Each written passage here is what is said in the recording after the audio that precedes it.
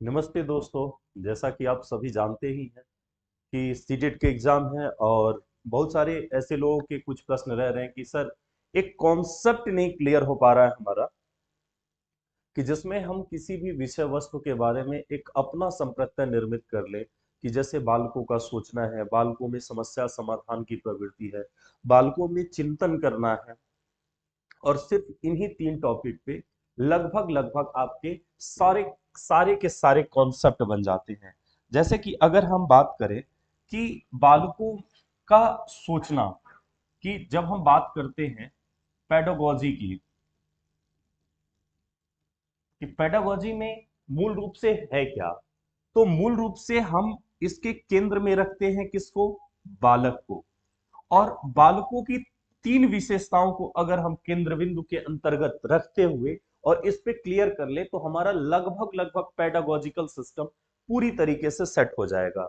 जिसमें पहला क्या है कि बालकों का चिंतन, चिंतन की प्रवृत्ति। बालकों में चिंतन होता कैसे है, किस प्रकार बच्चे चिंतन करते हैं, यह चिंतन विषयगत आधार पर बालकों में होने वाले विशेषताओं को परिभाषित करता है। बालक कोई वस्तु देखता है तो चिंतन किस तरह से करता है।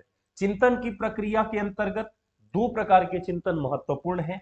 पहला है अभिसारी चिंतन और दूसरा है अपसारी चिंतन। अपसारी चिंतन। और इन दोनों चिंतन की विशेषताओं को हम चिंतन की प्रक्रिया में रखते हैं। दूसरी प्रक्रिया को अगर हम करें तो बालकों में थिंकिंग, सोचना, चिंतन और सोचने का अंतर है। सोचना किस तरीके से होता है, क्योंकि बच्चे जिस तरीके से सोचना शुरू करते हैं वैसे ही बालकों में प्रारंभ होता है क्या? सीखना। Thinking and learning. अगर हम इन दोनों पॉइंट की बात करें कि बालकों में थिंकिंग कैसे होती है और लर्निंग कैसे होती है, थिंकिंग और लर्निंग, इन विशेषताओं को हम पेडागोजी में रखते हैं।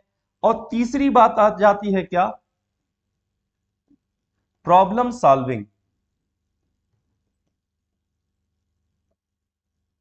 प्रॉब्लम सॉल्विंग यानी कि समस्या का समाधान करता, समस्या का समाधान। और यहां पे एक कोट आता है पियाजे का। पियाजे कहता है कि बालक अपनी समस्या के स्वयं समाधान करता है। A child a self problem solver. तो प्रॉब्लम सॉल्विंग करने की वो विशेषता जो बालकों में पाई जाती है वो किस तरह से होती है, किस तरीके से परिभाषित करती है, कैसे कार्य करती है, इन तीनों विषयों पे अगर हम काम करते हैं तो हम इस सेक्शन को, पेडागोजी को अच्छे तरीके से समझ सकते हैं। अब बात करें हम पेडागोजी में, तो पेडागोजी में हम सीडीपी के पेडागोजी, सीडीपी का पेडागोजी है। इसके बाद से भाषा, भाषा का पेडागोजी है। भाषा में आपका हिंदी, इंग्लिश, संस्कृत तीनों शामिल हो जाता है। फिर गणित की पेडागोजी आती है और फिर ईवीएस की पेडागोजी है। यह चारों पेडागोजिकल थिंकिंग आपकी सिर्फ इन्हीं विषय वस्तुओं से कवर होती है। तो इसलिए आज का यह क्लास, यह सेशन आपके लिए बहुत ही इंपॉर्टेंट है, मोस्ट इंपॉर्टेंट है, इसको आप समझते चलिए। सबसे पहले हम बात करते हैं क्या? समस्या समाधान की विधियां और बालक। ठीक है, समस्या समाधान की विधियां और बालक की बात करते हैं कि समस्या समाधान की विधियां और बालक। ठीक है, बालकों में यह समस्या समाधान, समस्या समाधान किस तरीके से होता है, बालक समस्या का समाधान कैसे करता है। सबसे पहली बात किसकी की जा रही है? समस्या को जानना या पहचानना। यानी कि किसकी बात हम बात करते हैं? समस्या को जानना, प्रॉब्लम परसेप्शन। प्रॉब्लम परसेप्शन की बात करते हैं। प्रॉब्लम परसेप्शन है क्या? कि जैसे कोई बच्चा है और किसी बच्चे के सामने एक छोटा सा, कोई अचानक से कोई बकरी आ जाती है, कोई भेड़ आ जाती है और बालक उस तथ्य को समझ नहीं पाता है, वह भेड़ और बकरी में अंतर नहीं कर पाता है, तो समस्या होती है। फिर वहां बालकों में क्या उत्पन्न होता है? एकोमोडेशन।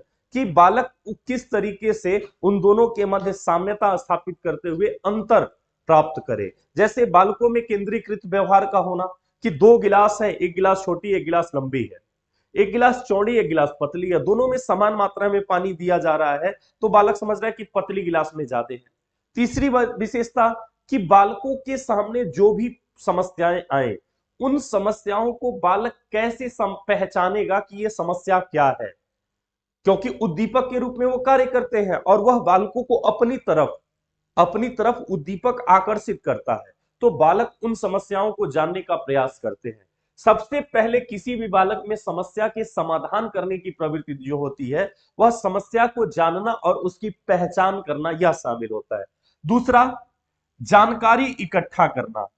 किसकी बात की जाएगी? जानकारी इकट्ठा करना, यानी कि हम बात किसकी कर रहे हैं? डेटा कलेक्शन की। डेटा कलेक्शन की। डेटा कलेक्शन, अब डेटा कलेक्शन क्या है कि किस समस्या का कैसे समाधान होगा, किसी समस्या का, उसके लिए क्या क्या चीजें इंपॉर्टेंट होती हैं, कौन कौन सी चीजें जरूरी है, उन समस्याओं को, डेटा को इकट्ठा करना, डेटा कलेक्शन करना। तीसरा है संकल्पना का निर्माण। किसी भी समस्या के बारे में एक मेंटली थिंकिंग करना, हाइपोथेसिस करना। हाइपोथेसिस दो प्रकार के होते हैं। रिसर्च मेथोडोलॉजी के अनुसार हाइपोथेसिस की दो प्रक्रिया होती है, एक होता है रियल हाइपोथेसिस और दूसरा होता है नल हाइपोथेसिस। रियल हाइपोथेसिस क्या है कि जब हम कोई परिकल्पना निर्मित करें और उससे समस्या का समाधान हो और वह समस्या समाधान में प्रभावी हो, तो वह रियल हाइपोथेसिस हो गया। नल हाइपोथेसिस क्या है कि जब हम किसी समस्या का निर्माण करते हैं, परिकल्पना का निर्माण करते हैं और वह हमारी समस्या का समाधान करने में सक्षम नहीं है या उस परिकल्पना से हमारी समस्या का समाधान नहीं हो पाता है, तो इसे हम नल हाइपोथेसिस कहते हैं। ठीक है, तो संकल्पना की बात करेंगे तो संकल्पना में एक रियल हाइपोथेसिस हो जाएगा, रियल हाइपोथेसिस, और दूसरा हो जाएगा नल हाइपोथेसिस। ठीक है, रियल हाइपोथेसिस और नल हाइपोथेसिस हो जाएगा। और इसकी बात हम कर लेते हैं। तीसरा होता है संकल्पना का परीक्षण करना, इसे कहते हैं test, test of hypothesis, test of hypothesis. ये टेस्ट ऑफ हाइपोथेसिस क्या है कि जो भी परिकल्पना, जो भी सोच रहे हैं, जैसे कि आज मम्मी नाश्ते में क्या बनाएगी और ये परिकल्पना निर्मित कर रहे हैं, तो उस परिकल्पना को पूरा करने के लिए टेस्ट कर लिया कि मम्मी आज नाश्ते में क्या बनाएंगे, उससे सीधे सीधे पूछ ले रहे हैं। अब ये क्या हो गया कि हाइपोथेसिस जो है उसकी टेस्टिंग चल रही है। मम्मी पूछ रही तुमको खाने को क्या मन कर रहा है? नहीं नहीं, आप जो कुछ बना दो ठीक है, लेकिन मम्मी अगर आलू पराठा बने तो अच्छा लगता। ठीक है, अब मम्मी ने क्या किया कि अच्छा अच्छा ठीक है, आज हम नाश्ते में आलू पराठा ही बनाने वाले हैं। वहां पे हाइपोथेसिस टेस्ट हो गई, यानी कि परिकल्पना की पुष्टि हो गई। अब प्राप्त परिणामों की जांच करना, मम्मी बना रही या नहीं बना रही है, इसके परिणामों की जांच कर लेना क्या है? प्राप्त परिणामों की जांच कर लेना।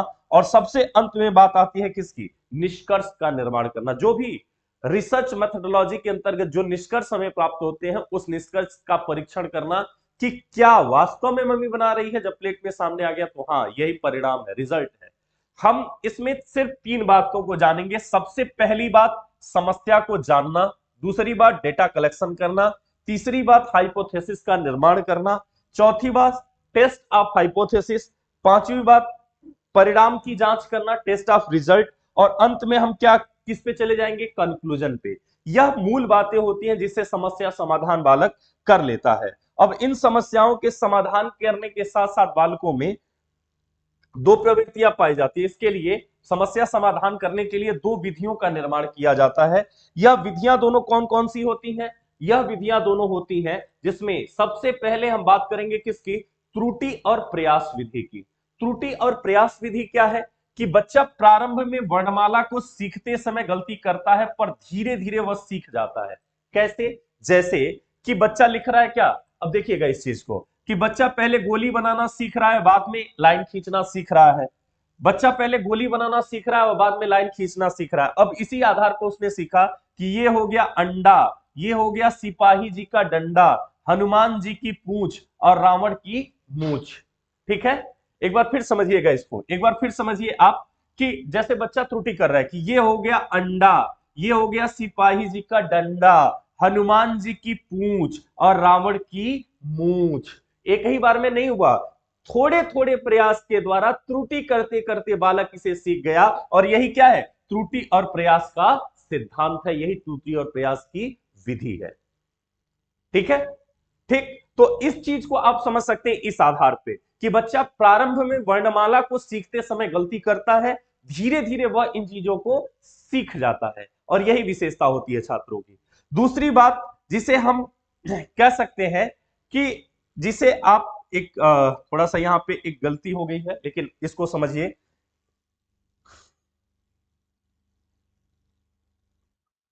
किसी समस्या का अचानक हल मिलना, इसे कहते हैं सूझ विधि, इंसाइट, इंसाइट, इंसाइट की बात करते हैं, सूझ विधि की बात करते हैं इसे। ठीक है, सूझ विधि क्या है, इंसाइट किसे कहेंगे, कि किसी समस्या का अचानक से हल मिल जाना, किसी समस्या का अचानक से हल मिल जाना। जैसे कोई रीजनिंग लगा रहा है, अब जैसे किसी से कोई क्वेश्चन पूछा गया कि उत्तराखंड में कितने दर्रे हैं, अब वो सोच रहा है उत्तराखंड में कितने दर्रे हैं, उत्तराखंड में कितने दर्रे हैं, और अचानक से उसके दिमाग में आया बीएसएनएल, और बीएसएनएल से उसने निकाल लिया क्या, एमटीएनएल, एमटीएन और एल, माना थांगला नीति और लिपलेख, माना थांगला नीति और लिपलेख। अचानक से बालकों में यह प्रवृत्ति, इस प्रवृत्ति का विकास होना, अचानक से किसी समस्या का समाधान मिल जाना, और यही प्रक्रिया क्या कहलाती है, इनसाइट थिंकिंग, इनसाइट मेथड होता है, जिसे किसने सूत्रपादित किया था, इसका इसे किसने प्रतिपादित किया था, तो यह एक गेस्टाल्ट नियम है, जिसको दिया था किसने, उल्फगंग कोहलर ने। और त्रुटि और प्रयास विधि किसका है, यह है हॉर्नडाइक का, हॉर्नडाइक का। ठीक, त्रुटि और प्रयास विधि थॉर्नडाइक का, और सूझ विधि कोहलर का। इसके बाद आती है अनसीखी विधि, अनसीखी विधि, जैसे किसी बच्चे को यह सिखाया नहीं जाता है, सिखाना नहीं है बच्चे को, बच्चा क्या होता है, अपने आप उन चीजों को करने लगता है। जैसे कि दूध की बोतल पकड़ाने पे अपने आप मुंह में डाल के खींचना, इंस्टिंक्ट की बात की जाती है, मूल प्रवृत्ति की बात की जाती है। जैसे किसी बच्चे के चेहरे पे कपड़ा डाल देने पे अचानक वो हटा दे, ठीक है, गर्मी होने पे बच्चा रोने लगे, ये अनसीखी विधि है। यह किससे संबंधित होती है, यह संबंधित होती है बालकों के मूल प्रवृत्ति से संबंधित होती है। किससे संबंधित होती है, मूल प्रवृत्ति से। जैसे चेहरे पर कपड़ा डालने पर नवजात शिशु से क्या कर देता हो, हटा देता हो। तो तीन विधियां इसमें महत्वपूर्ण है, सूझ और प्रयास, त्रुटि विधि, सॉरी, सूझ और प्रयास, त्रुटि और प्रयास विधि, ठीक है, अनसीखी विधि। इन तीनों विधियों का प्रयोग हम करते हैं। आई थिंक आप लोग समझ गए होंगे, अगर समझते जा रहे हैं तो कमेंट भी करते जाइएगा। नेक्स्ट पॉइंट पे आते हैं हम लोग, किस पे, तो बालकों का सोचना, बालकों का सोचना, थिंकिंग ऑफ द चाइल्ड। बालकों में सोचना कैसे विकसित होता है, जैसे देखिए, चिंतन एक मानसिक एवं चेतन प्रक्रिया है। इस लाइन को हमेशा ध्यान रखिएगा कि चिंतन की प्रक्रिया कैसी होती है, एक मानसिक और चेतनता की प्रक्रिया है। कैसी प्रक्रिया है, एक मेंटल एंड कॉन्शियस प्रोसेस है। ठीक है, एक कॉन्शियस प्रोसेस है, thinking is a mental and conscious process. ठीक, जिसका उद्देश्य समस्या का समाधान है, whose object of problem solving. चिंतन क्यों करते हैं हम, किसी चीज के बारे में क्यों सोचते हैं, किसी समस्या का समाधान करने के लिए। तो समस्याओं का समाधान करने की जो प्रवृत्तियां विकसित होती हैं छात्रों में, वही एक मूल चीज होती है कि हम किसी चीज के बारे में सोच रहे हैं, उस समस्या का समाधान करने का प्रयास कर रहे हैं, तो ये एक मानसिक प्रक्रिया हो जाएगी, एक संक्रिया हो जाएगी। ठीक है, जिसका उद्देश्य समस्या का समाधान करना होता है। अब ये होगा कैसे, प्रतिभा, प्रतीक, संप्रत्यय, नियम, मध्यस्थ इकाइयों के मानसिक जोड़ तोड़ को चिंतन कहते हैं। कौन कौन सी बात आ रही है इसमें, सबसे पहले प्रतिभा, प्रतिमा, ये इमेजिनेशन है, प्रतिमा, प्रतीक, सिंबल, संप्रत्यय, कॉन्सेप्ट, नियम, लॉज, एवं मध्यस्थ इकाई, मध्यस्थ इकाइयों के मानसिक जोड़ तोड़ को, ये सब आपस में मिलते जुलते जाते हैं कि कोई सिंबल ले लिया, कोई मेंटल प्रोसेस हो रहा है, किसी चीज के बारे में सोच रहे हैं, ये सारी चीजें जो होती हैं बालकों में, इसके मानसिक जोड़ तोड़ को ही चिंतन कहते हैं। चिंतन प्रतिक्रिया की शुरुआत सामने से होती है, सामने से मतलब समझ रहे हैं, प्रत्यक्ष होती है। चिंतन प्रक्रिया की शुरुआत कैसे होती है, प्रत्यक्ष होती है। जैसे कोई चीज हम देखें, कोई चीज हम देखें और देखते ही उसके बारे में हम सोचना शुरू कर दिए, देखे और उसके बारे में सोचना शुरू करे। जैसे किशोरावस्था में ये काफी होता है कि बालक जो होते हैं, जैसे ट्रेंडिंग स्टार्स, आजकल तो नए नए रील्स और पता नहीं क्या क्या बन रहा है, तो उसमें बालकों में एक प्रवृत्तियां होती है ना कि क्या हुआ कि बालक एक सुंदर सा नायक, गोल चेहरे का नायक, गोरा चिट्टा गोर चेहरे का नायक, एक खूबसूरत सी नायिका को देखा और उसके बारे में उदय चोपड़ा की तरह परिवार बसाने के बारे में सोचने लगा। जैसे धूम मूवी में उदय चोपड़ा परिवार बसाने के बारे में सोचने लगता है, वो उसे देखते ही, वो अभी ना बात हुई ना कुछ, कोई बात नहीं है, लेकिन उसको देखते ही अच्छा मेरे बच्चे ऐसे होंगे, मेरी पत्नी ये है तो ऐसे ऐसे बच्चे होंगे, ऐसे होगा, एक काल्पनिक विचार, एक कल्पना की भावना विकसित करने लगना। और यह बालकों में कैसा होता है, यह एक मानसिक जोड़ तोड़ की प्रक्रिया है, प्रत्यक्षात्मक होता है कि अच्छा वो चली गई, उससे नहीं कोई बात हुई ना, तो फिर तू नहीं कोई और सही, कोई दूसरी मिल गई, अब उसके बारे में वो चिंतन कर रहा है, फिर तीसरे के बारे में चिंतन कर रहा है। ठीक है, तो ऐसी प्रक्रिया जो होती है प्रत्यक्षात्मक होती है। चिंतन के सभी भिन्न भिन्न पहलुओं के समाधान को एक साथ संयोजित किया जाता है। जैसे किसी अलग अलग स्टेप पे चिंतन करना, हम लोग पढ़ते हैं ना मैथ में एलएचएस आरएचएस, तो एलएचएस और आरएचएस को जोड़ के अंत में हम कंक्लूजन पे चले आते हैं। ठीक उसी तरीके से अलग अलग चिंतन करके और किसी एक समस्या का निश्चित समाधान निकाल लेना ही क्या है, यह भी चिंतन की प्रक्रिया है। यह उद्देश्य केंद्रित प्रक्रिया है तथा चिंतन कल्पना से अलग है। कल्पना करना और चिंतन करना दो चीजें हैं, समझिएगा यहां पे। कल्पना इमेजिनेशन, ठीक है, कल्पना करना हाइपोथेटिकल किसी चीज के बारे में सोचना, यदि होता किन्नर नरेश मैं राजमहल में रहता, सोने का सिंहासन होता सिर पर मुकुट चमकता। किशोरावस्था में बालक एक सोच रहा है कि यदि होता किन्नर नरेश मैं राजमहल में रहता, सोने का सिंहासन होता सिर पर मुकुट चमकता। और ये सोच ही रहा तब तक मम्मी की चप्पल आके लगी पटाख से और उठ के बैठ गया। क्या हुआ, उठो, इतना सूरज निकल आया अभी तक सो रहे हो। तो बच्चा सोचता है ओहो कितना बढ़िया सपना देख रहे थे, एक कल्पना थी उसकी, वो कल्पना टूट गया, बात खत्म। लेकिन चिंतन की प्रक्रिया क्या है, चिंतन की प्रक्रिया क्या है कि चिंतन बालक किसी भी चीज के बारे में कुछ मूल भौतिक और व्यवस्थित प्रक्रिया जो होती है सोचने की, वही चिंतन हो जाती है। उसमें किसी प्रकार की आनाकानी, किसी प्रकार की अव्यवस्था नहीं होती है। चिंतन क्या है कि किसी भी प्रक्रिया का एक गंभीर, किसी समस्या का एक गंभीर तरीके से समाधान निकालने की प्रक्रिया चिंतन है।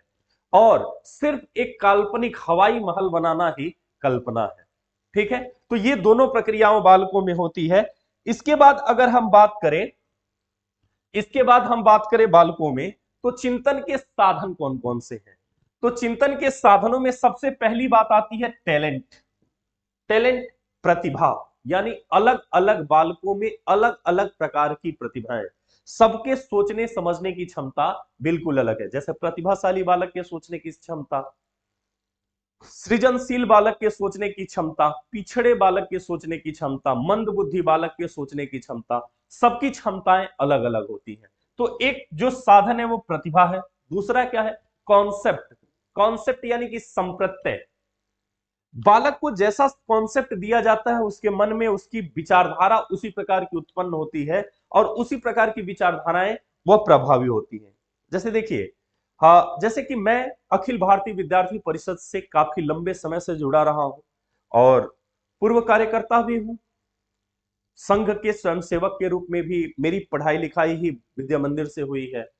तो निश्चित रूप से मेरे ऊपर संघ का भी कुछ प्रभाव रहा है काफी। प्रिपरेशन के दौरान मुझे कई सारे ऐसे मेरे मित्र मिले जो कम्युनिस्ट विचारधारा के थे, और उनकी विचारधाराएं सुनने के बाद, उनको समझने के बाद मेरे मन से ये एक थिंकिंग थी कि सिर्फ हम ही अच्छे हैं और ये लाल सलाम वाले अच्छे नहीं हैं। बाद में ये थिंकिंग थोड़ी सी बदली, क्या व्यक्ति बुरा नहीं है, व्यक्ति को जो शिक्षा दी गई है वह उसी को सही मानता है। जैसे मान लीजिए कि अगर आपसे कहा जाए कि कौवे काले हैं, तो कौवे काले होते हैं, ठीक है, और हम करें शायद कौवे काले हैं, आप इसी पे झगड़ा करने लगे कि नहीं नहीं कौवे काले ही होते हैं, हमने देखा है कौवे काले होते हैं। और हम करें कि नहीं, कौवे प्राकृतिक रूप से जो हमारे यहां पाए जाते हैं वो काले हैं, लेकिन वही कौवे अगर पर्वतीय क्षेत्रों में पाए जा रहे हैं, अंटार्कटिका में पाए जा रहे हैं, और वहां पे जो कौवा पाया जा रहा है वो क्या हो जाएगा, सफेद हो जाएगा। जैसे टाइगर, हमारे यहाँ ग्रे रेड टाइगर है और वहां पे व्हाइट टाइगर है। बंदर, हमारे यहाँ बंदरों का कलर देख लीजिए, ग्रेइश है, रेड है, ब्लैक है। लेकिन अगर हम बात करें कि ऐसे ठंडे क्षेत्रों में बंदर बंदर कैसे होंगे जहां पे हमेशा बर्फबारी हो रही है, तो वहां के टुंडा क्षेत्रों में बंदर कैसे होंगे, तो वहां के बंदर कैसे होंगे, सफेद होंगे। तो कॉन्सेप्ट बच्चे को जैसा मिलेगा, ये एटमॉस्फियर इफेक्ट है, सामाजिक सांस्कृतिक सिद्धांत वाइगोत्स्की का लागू होता है कि जैसा कॉन्सेप्ट बच्चे को मिलेगा उसमें उसी प्रकार के मानसिक क्षमता का विकास होगा, और यही क्या है, संप्रत्यय है। ठीक है, नेक्स्ट देखिए, लैंग्वेज, भाषा।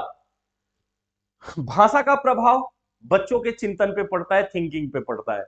जैसे भाषा समय समय के अनुरूप बदलता जाता है, स्थान स्थान के आधार पे। भारत तो बहुभाषा का देश है। यहाँ पे आप बिहार में चले जाइए तो बिहार में क्या, बिहार की भाषा थोड़ी सी मैथिली अलग हो जाएगी, पश्चिमी बिहारी अलग हो जाएगा, पूर्वी बिहार की भाषा अलग हो जाएगी। ठीक है, आप उत्तर प्रदेश में आइए तो उत्तर प्रदेश में जो सीमावर्ती बिहार से सटे हुए डिस्ट्रिक्ट है उनकी भाषा शैली मिलिए, का हो, का हाल चल बा, ठीक बा। आप थोड़ा सा अवध क्षेत्र में लखनऊ की तरफ बढ़िए तो वहां पे वो चीजें परिवर्तित हो जाएंगी, अहे जइहे करिहे इसमें आ जाएगा। अब वही आप थोड़ा सा और आगे बढ़िए और ब्रज क्षेत्र में जाइए तो वहां पे क्या हो जाएगा, वाने वासे वाको कही, ने शब्दों का प्रयोग वहां पे हो जाएगा, नेक सो छोरो, छोटे बच्चे, ऐसे शब्दों का परिवर्तन होता है। जैसी भाषा, जैसे हम लोग बात करें इंग्लिश और हिंदी लैंग्वेज को लेके, तो इंग्लिश और हिंदी लैंग्वेज का इफेक्ट भी बालकों पे क्या पड़ता है, इसी आधार पे पड़ता है, इनकी थिंकिंग के प्रभाव की। जैसे कोई बालक सोच रहा है तो कुछ बच्चे हैं कि जो इंग्लिश में पढ़ते हैं और उसको हिंदी में सोचते हैं, कुछ बच्चे हैं कि जो हिंदी में कॉन्सेप्ट समझ के उसको इंग्लिश में लिख रहे हैं, तो उनकी थिंकिंग, उनकी सोच, उनकी विचारधाराएं क्या हो जाती है, बिल्कुल अलग हो जाती है। तो ये लैंग्वेज इफेक्ट हो जाता है। इसके बाद बात आती है किसकी, एफर्मेशन की, यानी कि प्रतिज्ञप्ति की। प्रतिज्ञप्ति का अर्थ क्या है कि किसी भी चीज के बारे में उसकी क्या उपयोगिता के आधार पे क्या उसका रिजल्ट है उसके बारे में सोचना, प्रतिज्ञप्त करना किसी चीज को। ठीक है, प्रतिज्ञप्त करना किसी चीज को मतलब किसी चीज के बारे में सूचना देना या सूचना प्राप्त करना। और यह भी क्या करता है, बालकों के सोचने समझने की क्षमता को प्रभावित करता है। आगे हम बात करें कि चिंतन के प्रकार, तो चिंतन के दो प्रकारों की चर्चा मैंने आपसे की है। सबसे पहले हम बात करेंगे कन्वर्जेंट थिंकिंग की, यानी कि अभिसारी चिंतन। अभिसारी चिंतन क्या है कि एक बिंदु से एक बिंदु पर जाना।